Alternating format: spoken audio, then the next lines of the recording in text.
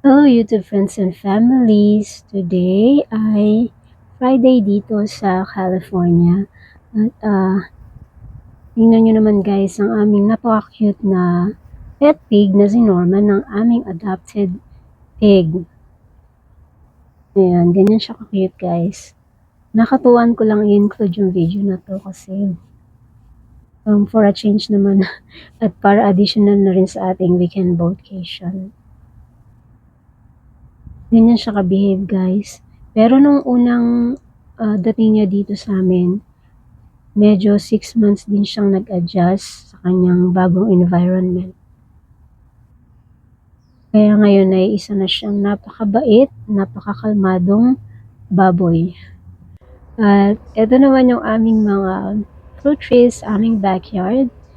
Ito ay nectarines. Yung nectarine tree namin, konti lang lagi yung binibigay sa aming fruits. Pero napakasarap nito.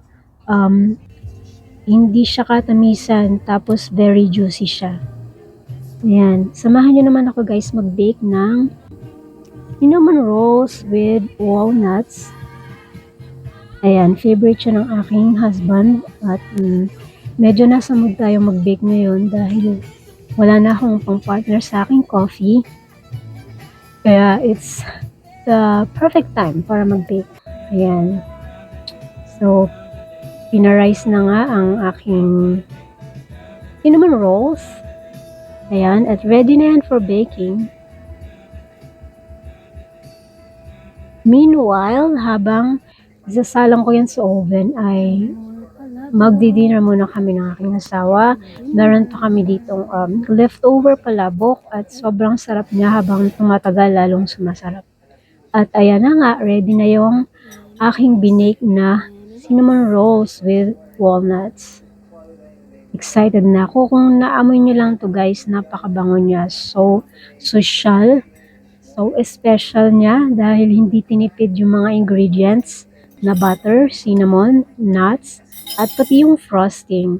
Ang favorite kong frosting ay cream cheese frosting. Hindi ako masyadong mahilig sa super tamis kaya nililimit ko lang yung tamis ng aking cream cheese frosting.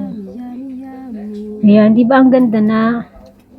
Kaya guys, kung gusto niyo ng cinnamon rolls with pecans, mag-order lang kayo sa akin guys. Ayan. Siyempre yung asawa ko nakatatlong rolls agad yan dahil favorite niya yan eh. Pinaka niya yan, parang treat from long day work. Yan yung pinaka treat niya pag umuwi. At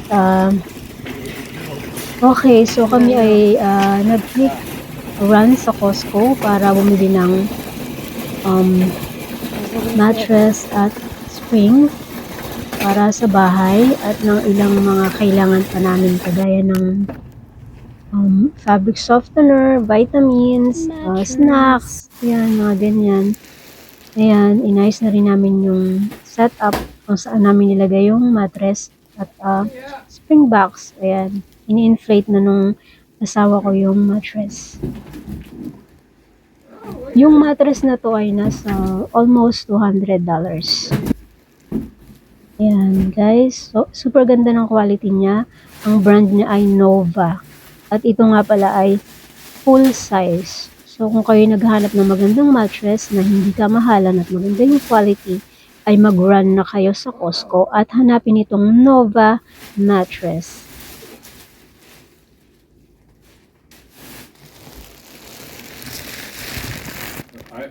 Ayan, patuloy pa siyang umaangat ba. Ayan, nag-expand yung ating mattress habang wala na yung mga plastic wrap niya.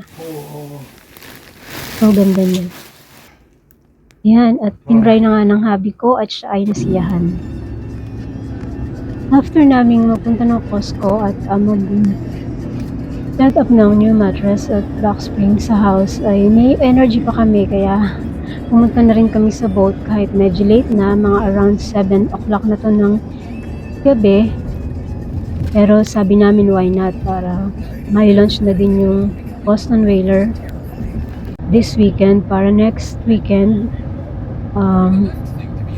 4th of July ay nandito na siya sa ocean at magagamit na siya para mag-boating. Hindi na namin siya isipin. So, ayan guys, ayan yung ating sunrise view. No, sunset. Sunset habang tayo ay papuntang marina. One is over there getting tacos or burrito at the burrito stand here in San Pedro. A burrito. Exactly. Eto, ilalunch na natin ang whaler sa ocean. Ayan na siya, na-lunch na natin at ngayon naman ay ihatid naman namin yung truck sa parking lot at pabalik dito kami maglalakad hanggang sa boat launch at pag nasa boat launch na kami, idadrive naman namin yung whaler papuntang dock kung saan namin siya dadak. Ang gulo, diba? It's a process anyways. So, ayan. Balik na tayo dito sa parking lot ng marina.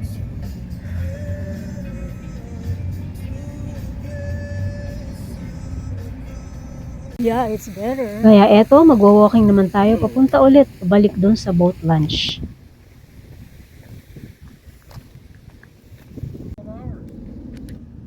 Medyo okay din mag-walking. At kailangan din kasi ito ng aming Scruffy, ang aming pet dog na lagi namin kasama dito sa boating kasi love niya ang ocean. At guys, pagka ganitong oras dito, maraming raccoons, at one time, nakakita kami ng coyote at ng foxes. Ayan. Yung wildlife dito sa San Pedro ay very, very active. Ito na tayo at ayan na nga, nakasakay na kami sa whaler. Ida-drive na namin to pabalik ng marina. At guys, ito yung sumalubong sa amin pabalik sa marina, ang fireworks.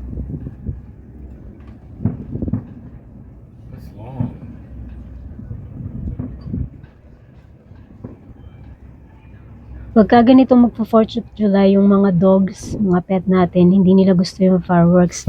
Kaya si Scrappy medyo nag-struggle kami dahil super to the highest level yung kanyang stress dahil sa fireworks. Kaya lagi siya nagpapan, tapos laging nakasunod sa amin, very clingy. Basta hindi maganda para sa dogs yung fireworks. Oh, is that wrong? Not sure. Why? That's great.